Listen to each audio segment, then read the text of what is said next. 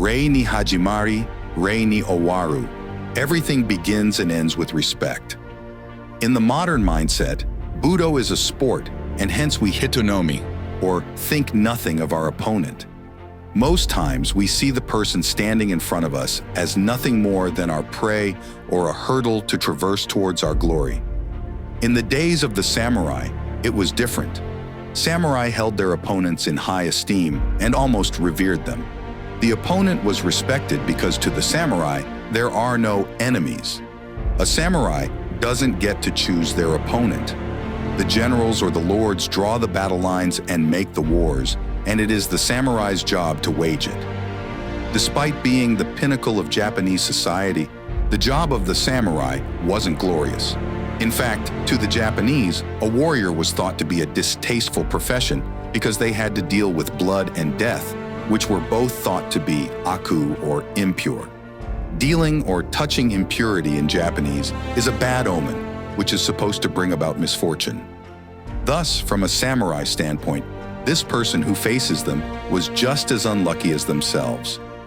They both have drawn the unlucky straw and have resigned themselves to their fates, but at the same time, they both take their responsibilities seriously, and so they both have developed themselves to be worthy opponents. This sentiment is illustrated in D.T. Suzuki's book, Zen and the Samurai. Suzuki wrote, "Let me make a point about Hojo Tokimune's spiritual consolation of the dead. The Engakuji Monastery was a monument of both fallen Japanese and Mongolian warriors. The idea that both friends and enemies, when dead, are to be equally treated with respect originated with Buddhism, for it teaches that we are all of the same Buddha nature, and while living in this world of particulars, may espouse a variety of causes and principles. But these controversies vanish when we pass from these individual existences to the other shore of transcendental wisdom. From the samurai point of view, the idea of loyalty and sincerity is emphasized more than anything else.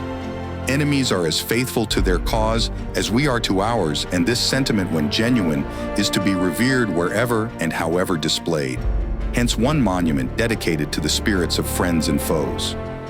The samurai believed in this idea that death stalks us all, and that sooner or later each of us will succumb to our fate. This begs the question, how do you want to live out this moment?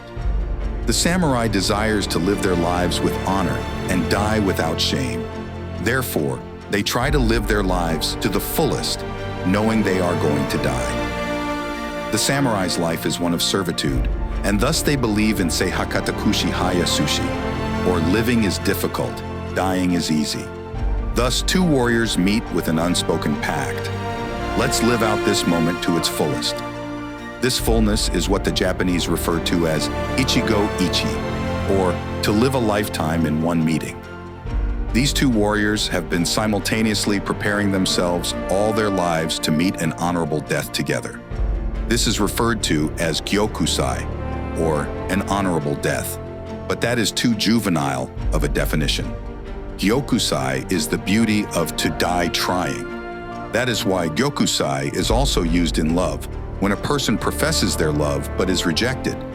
There is a beauty in a person's unadulterated honesty despite the possibility of rejection or death. Realizing the gravity of the situation, the samurai respects their opponent instead of despising them. The samurai uses their opponent for motivation, not in a hateful way. Motivating oneself with hate or emotion shows a low level of ability. The samurai motivated themselves out of honor and respect. The Japanese say "aitashidai," or that we determine our attitude according to our opponent. Therefore, if we are able to see past the veneer of a person trying to harm us and realize that they are no different than us, then we can respect their commitment, sacrifice, and determination. That is why in the Japanese martial arts they say, "Rei ni hajimari, rei ni owaru," which means everything begins and ends with respect. Most think respect is encompassed in the act of bowing before and after practice or competition. However, as we can see, the roots of respect go way deeper than the act of bowing or saying, "please" or "thank you." Respecting others is a reflection of ourselves. We show respect and engage in etiquette because that shows our level of development. A person who can only see the other person as an enemy or as fodder for our success is an empty person.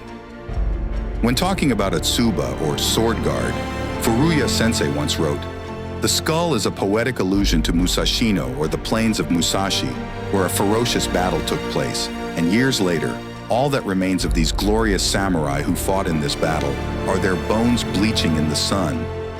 It is said that there is a special hell where warriors who die a violent death in battle go to, which is a kind of hell called Ashura." From this scene, many famous poems were written. One line from a great poem is, "All that is left of these brave warriors," and another line is, "Warriors are indeed a sad lot." What this means is that warriors should never glorify themselves because their job is the killing of others, and it is not a job to be proud of because it will always lead them to Ashura. As Aikido warriors, we must always be humble and modest in everything that we do. Despite what the movies tell us, most samurai duels ended in aiuchi, or mutual defeat. In the martial arts, the surest road to defeat is to overvalue our own skills and underestimate our opponents. Thus, we are always supposed to think that our opponent is of at least the same or greater skill than ourselves. This forces us to train and develop ourselves. Thus, in a sense, that person who opposes us made us greater. So, there is a beautiful sadness when two great warriors develop themselves to their fullest potential only to die poetically together. Understanding this, our opponents always deserve our praise and respect.